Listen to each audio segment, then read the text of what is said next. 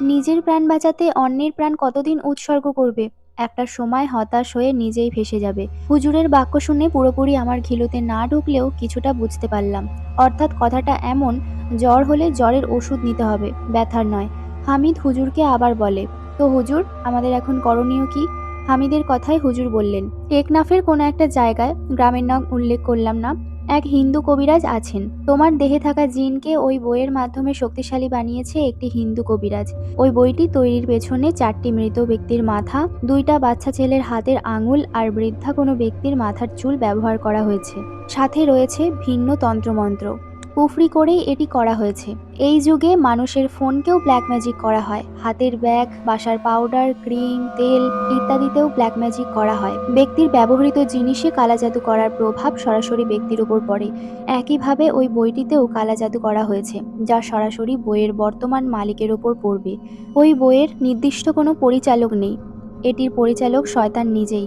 শুধু মালিক নামের মানুষগুলো এর শিকার হয়। আমি চাইলেই এখন ওই বই নষ্ট করতে পারি, কিন্তু এতে আমার বড়সড় কুফরি করে পাপ কমাতে হবে, যা আমি জীবনেও করব না। তাই কুফরি যারা করে তাদের কাছেই যেতে হবে। এই জন্য তোমাদের এই মুহূর্তে সেই হিন্দু কবিরাজের কাছে যাওয়া উচিত, যিনি এই বই নষ্ট করতে পারবে। হুজুরের কথা শুনে হামিদ আবার বলে, হুজুর আরেকটা কথা বলেছিলেন, আমরা আপনার কাছে এসে কোন ভুল করলাম আর এতে আমাদের কিসের বিপদ হবে? হামিদের প্রতি উত্তরে হুজুর ফের বললেন, আমার কাছে আসায় ওই শয়তান প্রচণ্ড ক্ষিপ্ত হয়েছে। রাফিকে যদি আমি বলি, তবে এটা নিশ্চয়ই তুমি উপলব্ধি করছো। আমার কাছে আসার সময় সে তোমাকে বাধা দিয়েছে। আমার এখানে না আসার জন্য রাস্তায় অনেক রকম বাধা সৃষ্টি করেছে। হুজুরের কথার সাথে আমি সঙ্গে সঙ্গে সহমত জানাই। হুজুর আবার বললেন, মসজিদের সামনে এসে যখন নেমেছিলে, তখন তোমাদের পেছনে আমি একটি কুকুর দেখতে পাই। যখন তোমরা আমার দিকে অগ্রসর হচ্ছিলে, তখন সেই কুকুর মানুষের মতন দক্ষিণের নারকেল গাছে উঠে যায়। অর্ধেক গাছে ওঠার পর ওটার কুকুর থাকেনি, একটা কালো কুচকুচে মানুষের বেশ ধরে আগায় চলে যায়। মসজিদ পবিত্র স্থান, তাই সে আমাদের সাথে এখানে আসতে পারেনি। আমাদের এখানে যা কথোপকথন হচ্ছে এটিও সে জানে। তবে তোমরা মসজিদ থেকে বের হলে সে রাফির মনের সব কথা জেনে নেবে আর বুঝে যাবে তোমরা হিন্দু কবিরাজের শরণাপন্ন হবে। এটি জানার পর সে চরমভাবে হামলা করতে পারে। বিপদ এখানেই। হিন্দু কবিরাজের কাছে যাওয়ার আগ অব্দি রাফির মৃত্যুর ঝুঁকি রয়েছে। এইবার আর আমার শান্ত থাকা হয়নি। গা থরথর করে কাঁপছিল। ভয়ে আমার কপাল বেয়ে ঘাম ঝরছে। আমি কি যেতে পারবো ওই কবিরাজের কাছে?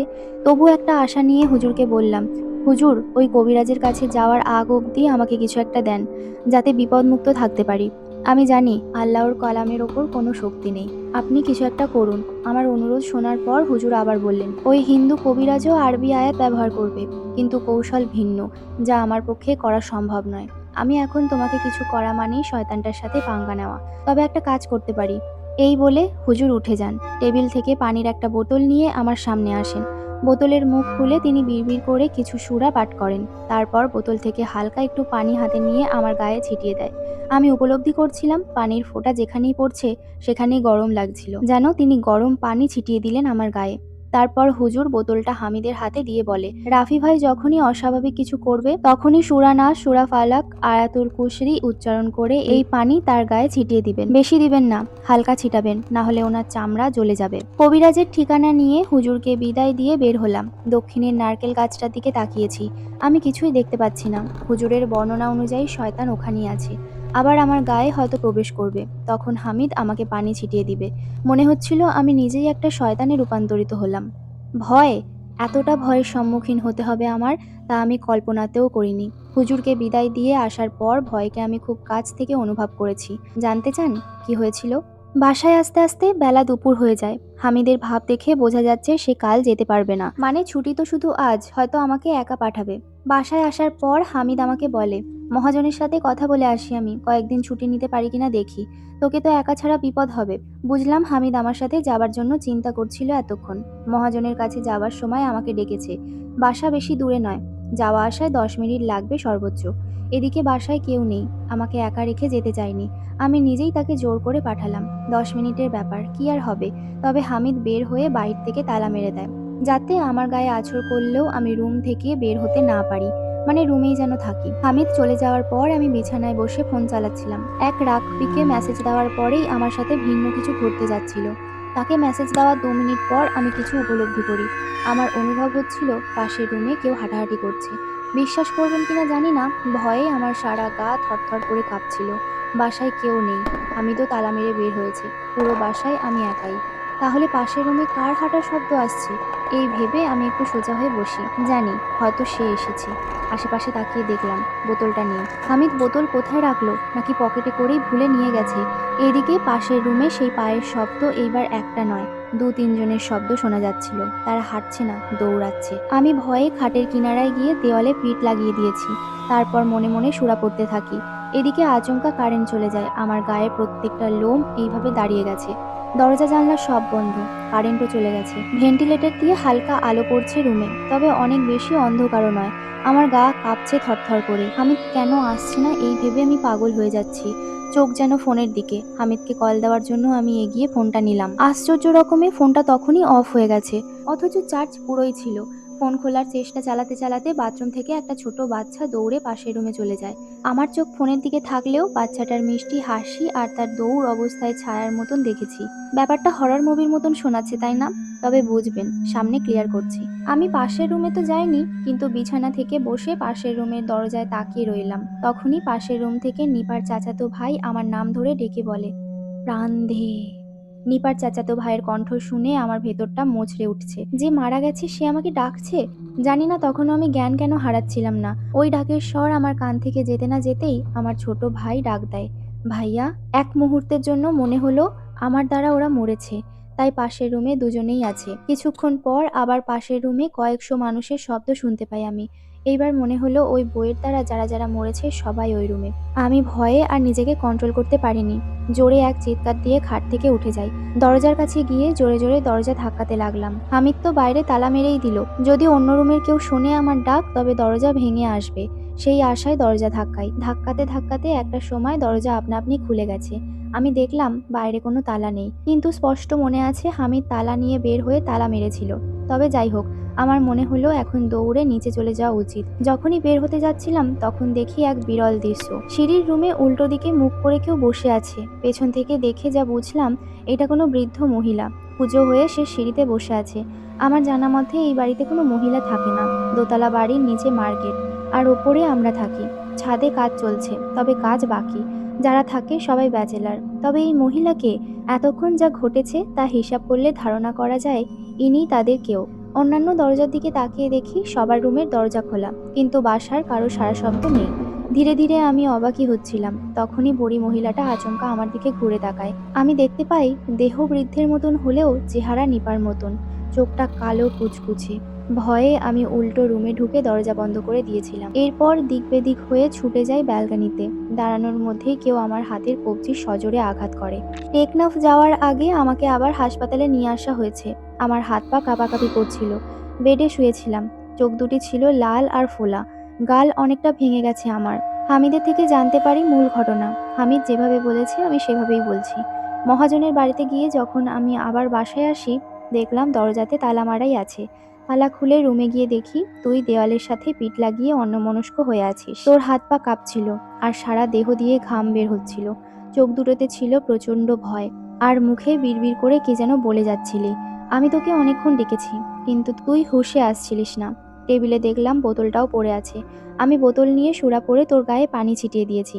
পানির ছিটকা পড়ার পর তুই চিৎকার দিচ্ছিলি। তখন আমি তোর হাতের কবজি ধরতেই তুই জ্ঞান হারাস। এটুকু বলে হামিদ থামে। ডক্টরের রিপোর্ট অনুযায়ী জানতে পারি আমি মানসিক ভারসাম্য হারাচ্ছি দিন দিন। অতিরিক্ত বেশি ভাবনা করি, তাই নিজেকে নিজেই হিপনোটাইজ করে ফেলেছি। শরীর দুর্বল থাকায় আমাকে সেলাইন দিয়ে শুইয়ে রাখা হয়েছিল। এদিকে সন্ধে ঘনিয়ে এলো। ৩ ঘন্টা পর ছাড়বে এখান থেকে। হামিদ আমার জন্য হোস্টেল থেকে খাবার আনতে যায়। হসপিটালের বেডে শুয়ে আমি আরো পাগল হচ্ছিলাম। জানি আমার ঘটনাটি ভৌতিক, তাই আপনার কাছে শেয়ার করছি, কিন্তু এই ভৌতিক আর ভয়ের ভেতরে যে আরো একটি বেদনাহত ঘটনা আছে, তা হয়তো এতক্ষণে আপনিও ভুলে গিয়েছিলেন। আমিও গিয়েছিলাম। অতিপ্রাকৃত ঘটনার শিকার হতে হতে নিপার নামটাই যেন ভুলতে শুরু করেছিলাম। তবে যেদিন হসপিটালের বেডে শুয়ে আমি তাকে প্রচন্ড রকমের অনুভব করেছি। বুকটা ফেটে যাচ্ছে, মনটা চিৎকার দিয়ে কান্না করছে, যা শুধুই আমি অনুভব করছি। আমার সমাজের মানুষ দেখে আমার গাল ভেঙেছে কিনা, আর আপনারা হয়তো দেখবেন জিনের হাত থেকে আমি বেঁচে আছি কিনা। আঘাত তো আমি নিপার থেকেই পাচ্ছিলাম, তাই ওর কিছু ঘটনা শোনাতে চাই। আজ থেকে 1 বছর আগে আমি যখন অনার্স সেকেন্ড বর্ষে, নিপা আমার জীবনে তখন মানসিক শান্তির ওষুধ ছিল। আচমকা নিপা জানিয়েছে ওর বন্ধুরা মিলে সিলেট ট্যুরে যাবে, সেখানে সবাই মেয়ে থাকবে। এই ব্যাপারটা নিপা তার ফ্যামিলিকে জানাতে পারবে না, কারণ তারা রাখবে, আর ট্যুরের টাকাও দিবে না। আমার পরিবার তেমন ধনী নয়, বাবাকেও এই ব্যাপারে বলার সাহস হয়নি তখন। নিপার ট্যুরে যাওয়ার টাকা নেই, মানে সেটি আমাকে ব্যবস্থা করে দিতে হবে। আমি আমার রুমমেট একজনের সাথে রাস্তায় হকারের কাজ করেছি। ১০০ টাকা স্যান্ডেল ৫০ টাকায় পাওয়া যাচ্ছে বলে কড়া রৌদ্রে কাস্টমার ডেকেছি। রাতে আমার গলা ভেঙে যাওয়ায় ১ কাপ রং চাও খাইনি আদা দিয়ে। টাকাটা জমিয়েছি নিপার খুশির জন্য। শুধু হকার নয়, আমার শখের ঘড়িটাও বিক্রি করেছিলাম। না, দামি ঘড়ি নয়, ওটা বিক্রি করে ২০০ টাকা পেয়েছি। সেটাও জমানো টাকার মধ্যে রেখেছিলাম। ৮ দিন পর কাঙ্ক্ষিত দিনটা আসে, নিপার ট্যুরের সময়। আমি ১০,০০০ টাকা নিপার হাতে তুলে দিয়েছিলাম, কিন্তু এখানে আমার মেহনত করা টাকা মাত্র ৪,০০০। বাকি ৬,০০০ আমি ধার করেছিলাম। ধারের টাকাটা ধীরে ধীরে শোধ করেছি, একই কাজ করে শোধ করেছি। ট্যুর থেকে এসে যখন নিপা খুশিতে আমাকে জড়িয়ে ধরেছিল, বিশ্বাস করুন, রং চায়ের আদা দরকার পড়েনি। আমার সারা শরীরটা হালকা হয়ে যায়। এতদিনের শ্রম কষ্ট সবটা এক মুহূর্তে ভুলে যাই আমি। সে আমার ভালোবাসা ছিল, এতটাই কাছের ভালোবাসা ছিল। আপনারা বা আপনি আমার ভৌতিক যন্ত্রণাগুলো উপভোগ করছেন শুধু, কিন্তু আমার মাঝে এর চেয়েও অধিক যন্ত্রণা বিদ্যমান রয়েছে। তা আমি বলে প্রকাশ করতে পারছি না। সেই নিপা আজ অন্যের স্ত্রী, সেই নিপা অন্যের বিছানায় শুয়েছে, সেই নিপা আমাকে ভুলে গিয়েছে, একটা অচেনা মানুষকে আপন করে নিয়েছে। জানি আমার মতন আপনার পেজে শত পুরুষ এমন, তারা হয়তো এই যন্ত্রণা উপলব্ধি করতে পেরেছে। আজ কতদিন তার সাথে আমার কথা হয়নি, কতদিন তার সাথে রাত জাগা হয়নি, কত সকাল তাকে নিয়ে আমার শুরু হচ্ছে না, কতদিন তার হাতটি ধরিনি। কথা দিয়েছিল আমাকে ছেড়ে যাবে না কখনো। যত ইচ্ছে ছিল তাকে নিয়ে আমার, সবটাই আমার লুকিয়ে পড়া চোখের জলে ভেসে যাচ্ছে। শুধু আমিই জানি আমি তাকে কতটা ভালোবেসেছিলাম। ওর স্মৃতিগুচ্ছ আমাকে পুরো তুচ্ছ করে দিচ্ছিল। তিনি এই ঘটনার ফাঁকে বহুবারই নিপার কথা বলেছিল। আমি সবটা কেটে একেবারে বুঝিয়ে দিলাম, যেহেতু এটি রোমান্টিক গল্প নয়, তাই ভৌতিক ব্যাপারটাই বেশি রাখছি। হাসপাতালের বেডে শুয়ে নিপার এই স্মৃতিগুলো ভেবে যাচ্ছিলাম। হামিদ আসে রাত ৮টার দিকে। দেরি হবার কারণটা আমি সেদিন জানিনি, জেনেছি পরে। আমাকে টেকনাফ নিয়ে চিকিৎসা করাতে অনেক টাকা লাগতে পারে, সেই কারণে মহাজনের কাছে গিয়ে বসেছিল। বেতন নিয়ে আস্তে আস্তে দেরি হয়েছে তার। যেহেতু মাস শেষ হয়নি, তাই অনুরোধ করে আগে আগে বেতন নিয়েছে। হামিদ হয়তো এখান থেকে আমার এই ঘটনাটা পড়বে, কারণ এই প্ল্যাটফর্ম তার অনেক পছন্দের, ভৌতিক বা রোমান্টিক গল্পের জন্য। আমি সরাসরি কখনো তাকে বলতে পারিনি, তবে আজ বলছি। আমি তোকে সত্যিই অনেক ভালোবাসি বন্ধু। আমার বিপদে আমি শুধু তোকেই পেয়েছি। এই মুহূর্তে তোকে জড়িয়ে ধরে কান্না করতে ইচ্ছা করছে আমার। যে নিপার জন্য আমি তোর সাথে আড্ডা দিতাম না, যে নিপাকে ফুচকা খাওয়ানোর জন্য তোর পকেট কাটতাম আমি, যে নিপাকে সময় দেওয়ার জন্য তোকে সময় দিতাম না। নিপা ধোকা দেবে বলায় আমি তোকে একবার ধমকও দিয়েছিলাম, কয়েকদিন কথাও বলিনি। তুই ক্ষমা চেয়ে নিজেই আমার সাথে যোগাযোগ করেছিলি। আল্লাহর কসম করে বলছি বন্ধু, তোর পা দুটো ধরে আমার এখন শুয়ে থাকতে মন চাচ্ছে। বেঈমান ঠিকই চলে গেল, কিন্তু তুই রয়ে গেলি আমাকে বাঁচাতে। যদি আমি বেঁচে থাকি, আমাকে সরাসরি এসে অনেকগুলো আঘাত করিস। আমি তোকে সত্যিই অনেক ভালোবাসি, অনেক ভালোবাসি, অনেক। হামিদের প্রতি তার এই ঘটনা বলার সময় আমি নিজেও মনের অজান্তে কেঁদেছিলাম। লেখার সময় পানি ধরে রাখতে পারিনি। সে নিজেও তো কান্নার জন্য কথাও বলতে পারছিলেন না। আশা করি হামিদ ভাই, আপনি রাফি ভাইকে ক্ষমা করে দেবেন। হামিদ খাবার এনে নিজের হাতে আমাকে খাইয়ে দেয়। খাওয়ানোর সময় হামিদ দেখতে পায় আমার চোখে পানি। আমি নিজেও তার চোখে পানি টলমল করতে দেখেছি। কি যেন ভেবে হামিদ ভাতের প্লেট টেবিলে রাখে। আমি ওর দিকে তাকিয়েছিলাম শুধু। একটা দীর্ঘশ্বাস নিয়ে হামিদ বলে, বয়সে আমি তোর অনেক বড়, তবুও তোর সাথে বন্ধুর মতো থাকি। যে জীবন তুই এখন পাড়ি দিচ্ছিস, এই জীবন আমিও পার করেছি। তবে আমার গল্পে ব্ল্যাক ম্যাজিক ছিল না, ওই নারীটাই ছিল আমার ব্ল্যাক ম্যাজিক। পড়াশুনো ছেড়ে একটা দোকানে ১২,০০০ টাকার চাকরি করি, অথচ এই জীবন আমি চাইনি কোনো দিন। মেয়েটাও আমাকে অনেক স্বপ্ন দেখিয়েছিল, অনেক ভালোবাসতো। আমি ভাবতাম ওর মতো কেউ আমাকে কোনো দিন ভালোবাসতে পারবে না। কিন্তু কি হলো, যখন সে জানলো আমার বাবা কৃষক, আমার ঘরবাড়ি টিনের তৈরি, বলতে গেলে মধ্যবিত্ত, সেদিন থেকে সে কেমন যেন হয়ে গিয়েছিল। কয়েকদিন অবহেলা করার পর দেখলাম আমাকে সে ফেসবুক থেকে ব্লক করে দিয়েছে। নাম্বারে কল দিয়েছিলাম, সেটাও ব্লক। অন্য নাম্বার থেকে কল দিলে সে আমার কণ্ঠ শুনেই কল কেটে দিত। আমি পাগলের মতন তাকে বিভিন্ন নাম্বার থেকে কল দিয়ে মানাতে চেয়েছি।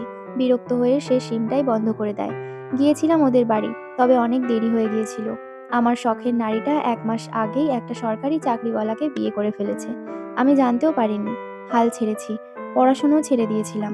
বাবা কৃষিকাজ করে আমার পড়াশোনার টাকা চালাতো। এই সময় তিনিও অসুস্থ হয়ে যায়। সংসারের বড় ছেলে আমি। সংসারের হাল ধরার জন্য এক বুক যন্ত্রণা নিয়ে নেমে পড়ি জীবনযুদ্ধে। তোর ঘটনা তো আমাকে বলেছিস, আরো অনেকেই জানে। হালকা হয়তো তুই কিছুটা হলেও হতে পারিস। আর আমার এই যন্ত্রণার কথা এই প্রথম তোকে বললাম। আজ এত বছর সবটা আমি একা সহ্য করেছি। সবাই যখন ঘুমায় আমি তখন একলা বালিশ ভেজাই। জানি সে ধোঁকা দিয়েছে আমাকে, কিন্তু আমি তাকে আজও ভালোবাসি। তার প্রতি জন্ম নেওয়া মায়া আমার একটুও কমেনি। মানুষটা হয়তো নেই, কিন্তু তার স্মৃতিগুলো আমার সাথে নিত্যদিন চলাফেরা করে। তোকে দেখে আমি আমাকে খুঁজে পাই। সেই আমিটা অনেক ভেঙেছিলাম। যাই হোক, মিছে মায়ার এই যন্ত্রণা যত তাড়াতাড়ি ভুলতে পারবি ততই মঙ্গল। মায়ার জন্য নিজেকে শেষ করিস না। কষ্ট পেলে অনেক কাঁদবি। চিৎকার দিতে মন চাইলে আমার মতন কোনো ফাঁকা স্থানে গিয়ে চিৎকার দিয়ে কান্না করবি। তবুও জীবনের উদ্দেশ্যকে ছেড়ে দিস না। আমাকেই দেখ, কখনো বুঝেছিস আমি ভেতরে এতটা ভেঙে চড়ে আছি? হামিদ কথাগুলো যখন বলল, তখন তার চোখের টলমল করা পানিগুলো নিজেকে আটকে রাখতে পারেনি, ঝরে পড়ে যায়। হামিদ বাম হাতে পানি মুছে প্লেট আবার নেয়। এরপর আমাকে খাইয়ে দেয়। ভেবেছিলাম পৃথিবীতে শুধু আমি একাই এত কষ্ট পাচ্ছিলাম, কিন্তু তখন জানলাম নিশ্চুপ আর একাকিত্ব পছন্দ করা মানুষগুলোর মধ্যেও একটা ভয়ঙ্কর গল্প থাকে।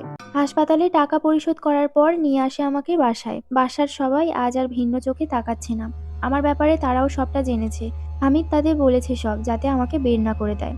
সবাই আমাকে ধরাধরি করে বিছানায় বসায়। আমার শরীর ছিল প্রচন্ড রোগা, হাত পা চিকন হয়ে মোটামুটি বাজে ধরনের হাল। হামিদ সিগারেটের প্যাকেট বিছানায় রেখে হাত মুখ ধোয়ার জন্য যায়। ছেলেদের মধ্যে কেউ যতই অসুস্থ হোক, সিগারেট আড্ডাটা যেন হতেই হবে। কিছুক্ষণ পর হামিদও এসে সিগারেট ধরায় একটা। হামিদকে বললাম, টেকনাফ কখন যাওয়া হচ্ছে? হামিদ আমার প্রতি উত্তরে বলে, তোর শরীরের যা হাল, রাতটা বিশ্রাম কর। আল্লাহ বাঁচাইলে আগামীকাল সকালে রওনা করব। হামিদের কথা শুনে রুমের অন্য একজন বলে, টেকনাফ যাওয়ার কি দরকার? আমার পরিচিত যাত্রাবাড়িতে একজন কবিরাজ আছে, তার কাছে নিলেই তো হয়। ওনার অনেক নাম, সবাই নাকি তার কাছে উপকার পায়, কিন্তু টাকাটা বেশি যায়। ওর কথা শুনে হামিদ বলে, একটা মানুষের জীবনের চেয়ে টাকাটা তো মূল নয়। আর টেকনাফের থেকে যাত্রাবাড়ি কাছে আছে, আর তাহলে তো এটা আরো ভালো হয়। কাছে ধারে কবিরাজের সন্ধান পাওয়ায় আমারও বেশ ভালো লেগে ওঠে। তার মানে সুস্থ হব আমি, আগের মতন আবার জীবন কাটাতে পারবো। এই ব্যাপারটা ভাবতেও তখন খুশি লাগছিল। আপনারা ভালো আছেন, তাই হয়তো আপনারা বুঝবেন না মৃত্যুর মুখ থেকে বাঁচতে চাওয়ার সুখটা কেমন হয়। মোটামুটি সবটা ঠিক চলছিল। সকালেই তো কবিরাজের কাছে চলে যাব, আর আমিও ঠিক হয়ে যাব। এটি ভাবতে যতটা সোজা, সামলানো ততটাই কঠিন। আমি ভুলেই গিয়েছিলাম সকালটা আস্তে আস্তে আমার রাত পার করতে হবে এখনো, পুরো একটা রাত। এই রাতটা আমার জন্য মোটেও স্বাভাবিক ছিল না। সেদিন সবাই আড্ডা দিতে দিতে প্রায় 1টা বেজে যায়। ঘুমোতে ঘুমোতে 1টা 20 মিনিটের মতন লেগেছে। আমিও হামিদের পাশে গভীর নিদ্রায় ছিলাম, কিন্তু ঘুমের মধ্যে মনে হলো আমার পা ধরে কেউ টানছে। তার হাতের স্পর্শে আমি ঘুম থেকে জাগ্রত হয়ে যাই। শুয়ে থাকা অবস্থাতেই পায়ের দিকে তাকাই। দেখতে পাই কোনো এক বৃদ্ধ অবয়ব আমার পা নিয়ে কিছু করছে। ভয়ে আমি গায়ে যত শক্তি ছিল তা দিয়ে অন্য পায়ে সজোরে লাথি মারি। আমার পায়ের আঘাতে সেই অবয়ব ছিটকে পড়ে দেওয়ালের উপর। আমি তখন সেই অবয়বের দিকে তাকিয়েছিলাম। সে দেওয়ালে ধাক্কা খেয়ে পড়ার পর কুকুরের মতন লাফিয়ে জানলা দিয়ে বের হয়ে গেল। ততক্ষণ আমার নড়াচড়ার শব্দে হামিদ উঠে যায় ঘুম থেকে। সে উঠেই লাইট জ্বালায়। রুমে লাইট জ্বলে ওঠে। রুমমেটের আরো দুজন উঠে গেছে, বাকিরা সবাই ঘুমে। হামিদ সহ ওরা আমার মুখে ভয়ের ছাপ দেখতে পায়। আমার সারা দেহ থরথর করে কাঁপছিল। আর ঘাম তো আছেই। আমি শুধু ভাবছি, জানলার মধ্যে লোহা আছে, ওই ছিদ্রে হাত ঢোকাতেও সমস্যা হয়ে যাবে। এখানে এত বড় একটা অবয়ব কিভাবে বের হলো? পরক্ষণেই মনে পড়ে, ওরা এমনিতেই বাতাস, ওদের কাছে এটি কিছুই নয়। আমি হামিদকে আর এটি শেয়ার করলাম না। রাতটায় কিছু হয়নি আর তেমন। ভোরে উঠে আমরা রওনা করি যাত্রাবাড়ির দিকে। আমরা এখনো ভুল করতে যাচ্ছিলাম, কিন্তু তা টের পেয়েছি 2 দিন পর। ওই 2 দিন পর আমার চোখ থেকে রক্ত বের হতে শুরু করে। আসুন জেনে নিই কোন ভুলটা করেছিলাম। কবিরাজের বাড়িতে যাই আমরা। যাত্রাবাড়ির কোনো এক ফ্ল্যাটে তার বাসা। আমাদের উপস্থিতি দেখে সেই কবিরাজের একজন লোক এসে বলে, রোগীকে? ওনার কথায় আমি একটু সামনে এগিয়ে দাঁড়াই। লোকটা বলে, রোগী আসুন আমার সাথে, বাকিরা এখানে দাঁড়ান। ড্রয়িং রুমে কয়েকটা সোফা আছে। আমার সাথে যাওয়ার রুমমেট আর হামিদ সোফায় বসে। লোকটা আমাকে নিয়ে যায় একটা কক্ষে। রুমে ঢোকার পর দেখি পুরো রুম লাল। অবাক হওয়ার তেমন বিশেষ কারণ নয়, লাল লাইট লাগিয়েছে তাই রুম লাল। রুমের মধ্যে একটা বয়স্ক লোক বসে আছেন, চুলদাড়ি ভালোই বড়। ওনার সামনে একটা ছোট্ট বক্স আছে। বক্সের ওপর কিছু কাগজের টুকরো। সেই টুকরোয় কিছু লিখছে। আমি যতটুকু বুঝলাম, এইসব ব্ল্যাক ম্যাজিক করার ক্ষেত্রে বিভিন্ন তাবিজে লেখা হয়। যে লোক আমাকে নিয়ে আসে সে ওই কবিরাজের সামনে আমাকে বসতে বলে। আমি বসি। তারপর লোকটা দরজা খুলে চলে যায়। আমার কিছুটা ভয় ভয় অনুভব হচ্ছিল তখন। কবিরাজ আমার উদ্দেশ্য করে বলেন, সমস্যা বলো আমাকে। আমি কবিরাজকে সত্যি সত্যি সবটা বলেছি। উনি আমার সব কথা শুনে বক্সের উপরে একটা পাত্র রাখে। পাত্রের ভিতরে জেলি জাতীয় কিছু আছে। এরপর উনি আমার চোখের দিকে তাকিয়ে ওনার হাতটা ওপরে তোলে। সাথে সাথে হাওয়ায় ভেসে একটা তাসবিহ ওনার হাতে উড়ে চলে আসে। উনি তাসবিহ খপ করে ধরে কিছু আরবি উচ্চারণ করে যাচ্ছিলেন। আমি পুরোপুরি হতবাক। হাতের ইশারায় উনি তাসবিহ ভাসিয়ে আনলো, নাকি রুমে থাকা কোনো জিন তার হাতে তাসবিহ ছুড়ে দিয়েছে? আমার ভাবনার মাঝে কবিরাজ আমাকে বলে, হুম, সেই বই নষ্ট করা যাবে, তবে 25,000 টাকা লাগবে। এখন দিবা 5,000, বাকি 20,000 কাজের পর। আমি ওনার কথায় রাজি হয়ে যাই। তিনি আমার নাম, বাবার নাম আর আমার মায়ের নাম নিলেন। তারপর একটা কাগজে কি সব লিখে তা একটা তাবিজের মধ্যে ঢোকালেন। এরপর একটা মোমবাতির গলে যাওয়া অংশ তাবিজের মুখে ঢেলে দিয়ে তার মুখ বন্ধ করে দেন। তাবিজটা ওনার সামনে থাকা বক্সে রেখে তিনি আমাকে বললেন, এই তাবিজ কায়তন দিয়ে কোমরে বেঁধে দিবা, ইনশাল্লাহ তোমার কোনো ক্ষতি হবে না। এটুকু বলে ছোট পাত্র থেকে জেলির মতন দেখতে কালো কিছু কাজল নেয়। সেই কাজল আমার চোখের পাতার উপর মেখে বলে, তোমার চোখে সে আর দেখা দিতে পারবে না। আমি খুশি হই। কিছুক্ষণ পর উনি টাকা চাইলেন আর আমি উঠে হামিদের থেকে টাকা নিয়ে দিলাম। কবিরাজের বাড়ি ছেড়ে আস্তে আস্তে বিকেল হয়ে যায়। আমরা বাজারে গিয়ে কায়তন কিনেছি আর হামিদও ছুটি নেওয়ায় বাইরে কিছু সময় কাটিয়েছি। বাসায় এসে যখন আমি ফ্রেশ হতে যাই, ওয়াশরুমের দরজা খুলতেই দেখি গত রাতে সেই অবয়ব উল্টো দিকে মুখ করে দাঁড়িয়ে আছে। আমি কিছু বুঝে ওঠার আগেই সে ভেন্টিলেটর দিয়ে বাইরে চলে যায়। চোখের পলক ফেলার আগেই এটা ঘটেছে। আমি হাঁ করে দাঁড়িয়েছিলাম। প্রত্যাশাই ছিল না এমন কিছু দেখব। কোমরে তাবিজ আছে, চোখে কবিরাজ কিসব লাগিয়ে দিল। ওনার কথা মতো চোখে দেখাও দিবে না। তবে আমি দেখলাম কিভাবে? ওয়াশরুমে না গিয়ে আমি উল্টো হেঁটে যাই। হামিদকে সবটা শেয়ার করার পর হামিদ কিছুক্ষণ ভাবনা করে বলে, এরপর যে আমাদেরকে সেই কবিরাজের নাম্বার দিয়েছে তাকে কল করি। কিন্তু লাভ হয়নি। সে একটা কথাই বলে, আমি ওনার সম্বন্ধে শুনেছি, উনি অনেক ভালো কবিরাজ। এমন তো হবার কথা নয়। আমিও হামিদকে তাসবিহর ব্যাপারটা ক্লিয়ার করি। ওনার কাছে আসলেই অলৌকিক ক্ষমতা আছে এটা বোঝাই। কিন্তু হামিদ তাসবিহর কথা শুনে বলে, যা, ধোঁকাবাজের হাতে পড়েছি। ওই তাসবিহর ব্যাপারটা ধোঁকা। ওটি সিলিং এর ওপর থেকে কোনো মানুষ ছুঁড়ে মেরেছে। যেটা তুই জিন ছুঁড়েছে ভেবেছিস, এরকম একটা ভিডিও আমি দেখেছিলাম। সাংবাদিকেরা ধোঁকাবাজের চিত্র লাইভ ধরেছে। শিট, তখন বলতে পারলি না? আমি তখনই ধরতাম। হামিদের কথা শুনে সব আশাই ভেঙে যায়। 5,000 টাকাও জলে গেল তাহলে। হামিদ আবার বলে, ওই কবিরাজ কাজের পর 20,000 নিবে বলেছিল। এটা শুধুই বাহানা। ওর দরকার ছিল ওই 5,000ই। এখন কল দিলে বলবে আজ হবে, কাল হবে, পরশু হবে। তাবিজের এই সমস্যা, ওই সমস্যা, ঠিক করতে এই লাগবে, সেই লাগবে, মানে আরো টাকা খাবে। যখন তুই ক্লান্ত হয়ে যাবি তখন নিজে থেকেই আর ডিস্টার্ব করবি না। আমার পরিচিত অনেকের সাথেই হয়েছে এমন। এইভাবে তারা বেঁচে যায়। এমন এক পরিস্থিতিতে ছিলাম, সেখানে আবার এমন ঠকবাজের হাতে পড়লাম। ব্যাপারটা মোটেও মেনে নেওয়ার মতন ছিল না। টেকনাফের যে কবিরাজ তার কাছেও যেতে পারবো না এখন। আজ 5,000 সহ এক্সট্রা আমাদের 2,000 খরচ হয়েছে। মোট 7,000। হাতে 5,000 টাকা আছে আর। এই টাকা নিয়ে টেকনাফ যাওয়া যাবে না ভুলেও, তাও দুজন মানুষ। আমি আমার বাসা থেকে এই বিষয়ে হেল্প চাইতে পারি না, কারণ আমার নিজের ভাই আমার জন্য মরেছে। এটি যদি মা বাবা জানে তবে আমাকে পুত্রত্যাগ করে দিবে। ভাবনার মাঝে হামিদ বলে, মিথ্যে বলে তোর বাবার কাছ থেকে টাকা চেয়ে দেখ। অন্য কাজের বাহানা দিয়ে আমি আমার 12,000 টাকা বেতনটা নিয়েই নিলাম। এই মাসে বাড়িতে টাকা দিতে পারবো না। তার মধ্যে আলাদা টাকা কোথায় পাবো? আমি হামিদের কথা মতো বাবা থেকে টাকা চাই। কলেজের ফি আর বইয়ের বাহানা দিয়েছিলাম। বলে দিলেন 2 দিন পর টাকা পাঠাবে, 10,000। ছোট ভাইয়ের মিলাদ আর আমার আসার ভাড়া বাবদ ওনার পকেটে টাকার সংকট। আমি আশাহত হই। আমি হামিদকে ব্যাপারটা জানানোর পর হামিদ বলে 2 দিন পরেই যাবে টেকনাফ। হামিদ চলে যায় ফ্রেশ হতে। আমি রুমে বসে ফোন চালাচ্ছি। কিছুক্ষণ পর হামিদ ওয়াশরুম থেকে বের হয়ে ব্যালকনিতে চলে যায়। আমি জিজ্ঞাসা করলাম ফ্রেশ না হয়ে কোথায় যাচ্ছি, কিন্তু কোনো উত্তর দেয়নি হামিদ। ভেবেছি শোনেনি। তখনই আমার কানে আসে ওয়াশরুমে পানির শব্দ। বুঝে যাই সবটা। হামিদ তো গোসল করছে এখানে, তাহলে বারান্দায় হেঁটে গেল কে? সাথে সাথে টেবিল থেকে হুজুরের দেওয়া বোতলটা নিয়েছি। সূরাগুলো পড়ে বোতল থেকে হালকা কিছু পানি নিজের গায়ে ছেটাই। এরপর আর মোটামুটি কিছু হয়নি। কিন্তু রাত হতে হতে আমি প্রচুর অসুস্থ হয়ে যাচ্ছিলাম। আমার চোখ ধীরে ধীরে লাল হয়েই যাচ্ছিল। কনজাংটিভাইটিস রোগে মানুষের চোখ যেমন লাল বর্ণ ধারণ করে, ঠিক তেমনই, ব্যতিক্রম নয় কোনো। আমি দুর্বল হতে থাকি অনেকটাই। হামিদ আমার পাশে বসেছিল। ডাক্তারের কাছে যাবে নাকি হুজুরের কাছে, এইসব সিদ্ধান্ত করার মধ্যেই আমি বমি করতে শুরু করি। বমিতে মুখ থেকে শুধুই রক্ত বের হচ্ছে। বমি শেষে যখন সোজা হই, হামিদ আমাকে দেখেই ভয় পেয়ে যায়। আমার চোখ থেকে তখন রক্ত বার হচ্ছিল। আমার অবস্থা দেখে হামিদ দৌড়ে যায় অন্য রুমে। হুজুরের দেওয়া বোতলটা নিয়ে আসে আমার কাছে। সূরা পড়ে সেই বোতলের পানি আমার গায়ে মারার পরও কোনো পরিবর্তন আসেনি। আমি অনবরত বমি করে যাচ্ছিলাম আর চোখ থেকেও ফোঁটা ফোঁটা রক্ত বের হচ্ছিল। রুমমেটের সবাই ভয়ে চিল্লাফাল্লা শুরু করে দেয়। হামিদ সবাইকে দোয়া কালাম করতে বলে। ওদের ভয়ের কারণে হয়তো সূরা ঠিকভাবে উচ্চারণ হয়নি। আমার মধ্যে কোনো পরিবর্তনই খেয়াল করা যায়নি। তাড়াহুড়ো করে হামিদ ফোন নিয়ে কল দেয় হুজুরকে। যে হুজুর আমাদের বোতলটা দিয়েছিল, সেই হুজুরকেই কল দেয়। প্রথমবার রিসিভ না হলেও পরের বার তিনি রিসিভ করেন। কথার ভাব শুনে বোঝা যাচ্ছে ঘুম থেকে উঠে কল ধরেছেন। হামিদের থতমত করা আর আমার বমির আওয়াজ শুনে হুজুর বলেন, ফোন লাউড স্পিকারে দাও। ফোন লাউড স্পিকারে দেওয়ার পর হুজুর কিছু আয়াত উচ্চারণ শুরু করে। হুজুর যখন সূরা শুরু করে তখন আমার মনে হচ্ছিল মাথার ভেতরে প্রচণ্ড ব্যথায় সব ছিঁড়ে যাচ্ছে। এই ব্যথা বলে বোঝানোর মতো নয়। আমি যত ব্যথায় ছটফট শুরু করি তত আমার মুখ দিয়ে রক্ত প্রবাহিত হতে থাকে। হামিদ হাতে ফোন রেখে আমার দিকে স্পিকার ধরে। হুজুর আয়াত উচ্চারণ করে যাচ্ছে আর আমি বিছানায় রক্তসহ গড়াগড়ি করে যাচ্ছিলাম। এদিকে হামিদ বুদ্ধি করে রুমে থাকা স্পিকারে ফোন কানেক্ট করে দেয়। এতে হুজুরের শব্দ আমি স্পষ্ট শুনতে পাচ্ছিলাম, যার ফলে আমার কান দিয়ে যেন কোনো এক গরম বাতাস বের হতে শুরু করে। আমি আমার সর্বশক্তি দিয়ে চিৎকার দিতে শুরু করেছিলাম।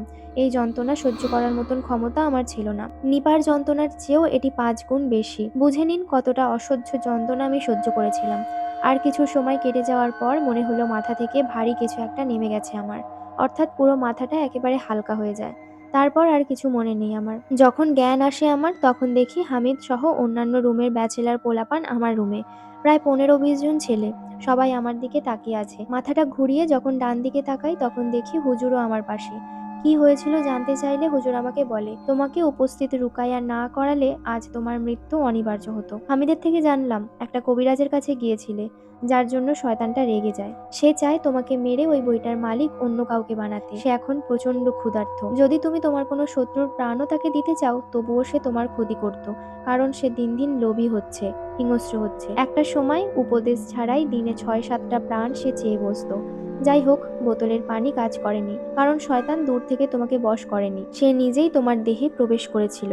তোমার মস্তিষ্ক খাওয়া ধরেছে, যার কারণে চোখ আর বমির সাথে রক্ত এসেছে। আমি একটা তাবিজ বেঁধে দিয়েছি তোমার হাতে। মাত্র ২১ ঘন্টা এই তাবিজ কাজ করবে। ২১ ঘন্টা পর শয়তান নিজেই এই তাবিজ নষ্ট করে দিবে। মনে রেখো, সে নিজেই ব্ল্যাক ম্যাজিকের একজন শয়তান। আল্লাহ শয়তানকে শক্তি দান করেছে যাতে তারা মানুষকে ধোঁকা দিতে পারে, ক্ষতি করতে পারে, সেই জন্য। কিন্তু আমাদের কাজ হচ্ছে তাদের ধোঁকা থেকে নিজেকে সরিয়ে রাখা। আমি শুনেছি তুমি নামাজ পড়ো না ঠিক মতো। তোমার রুমের কেউই নামাজ পড়ে না। শয়তান এতে সুযোগ বেশি পেয়েছে। আজ থেকে আল্লাহর ইবাদত করো ঠিক মতন। আর দ্রুত টেকনাফের কবিরাজের কাছে যাও। হিন্দু কবিরাজ তার কুফরি শক্তি দিয়ে শয়তানকে আটকে দিবে আর ওই বইটি নষ্ট হয়ে যাবে। তাই ২১ ঘন্টা আগে কবিরাজের কাছে যাও, নয়তো শয়তান আবার আক্রমণ করতে আসবে। এতটুকু বলে হুজুর উঠে যায়। আমি দেখতে পাই অন্য রুমে ভাড়া নেওয়া ছেলেরাও কেমন এক দৃষ্টিতে আমার দিকে তাকাচ্ছে, যেন আমি কোনো কুৎসিত বা হিংস্র চেহারার মানুষ। এটি হুজুর হয়তো বুঝেছে। তিনি দাঁড়িয়ে আবার বললেন, ফোনে তোমার রুকায়াত করতে করতে আমি তোমার বাসায় আসি। এসেই আগে তোমার গা বন্ধ করেছি, নয়তো আমার সুরা পড়া বন্ধ হলেই সে আবার ভর করত। ছেড়ে যাওয়ার আগে শয়তান তার একটা রাগ উঠিয়ে যায় তোমার ওপর। তাই আমি অনুরোধ করব তুমি ফোন হাতে নিও না, আয়না দেখো না, নয়তো মনোবল হারাবে। এতটুকু বলে হুজুর চলে যান। এরপরে আমি এক মুহূর্ত বিছানায় বসে না থেকে সেই হিন্দু কবিরাজের কাছে উঠে যাই। তিনি আমার মুখ দেখেই প্রথম থেকে সব ঘটনাটা তিনি নিজেই বলতে শুরু করেন এবং কিছুক্ষণ পর তার তন্ত্রমন্ত্র দ্বারা সেই বইটিও নষ্ট করে ফেলেন তিনি। এরপর থেকে আমার তেমন একটা কোনো অসুবিধা হয়নি। এরপর থেকে আমি প্রতিনিয়ত নামাজ পড়তে শুরু করি এবং আমার সাথে সেভাবে তেমন কোনো ঘটনা আর ঘটে না। তাই আমি আবারও বলতে চাই, প্রত্যেকটি মানুষের উচিত ওপরওয়ালাকে ভরসা করা এবং প্রতিনিয়ত নামাজ প্রার্থনা করা। যাই হোক, গল্পটি এখানেই সমাপ্ত হলো। আপনাদের কেমন লাগলো গল্পটি সেটা আমাকে জানাবেন। যদি ভালো লেগে থাকে এই গল্পটি তাহলে অবশ্যই একটা লাইক করে দেবেন। আর প্রথম আর দ্বিতীয় পর্বটি আমার চ্যানেলেই রয়েছে, আপনারা যদি চান তাহলে দেখতে পারেন। আর গল্পটি যদি ভালো লাগে তাহলে অবশ্যই লাইক করে দেবেন, চ্যানেলটিকে সাবস্ক্রাইব করে রাখবেন। এরকম আরও ভৌতিক গল্প বা রহস্য গল্প আমি চ্যানেলে আপডেট দিতেই থাকি। তো চলো, আজকের জন্য টাটা।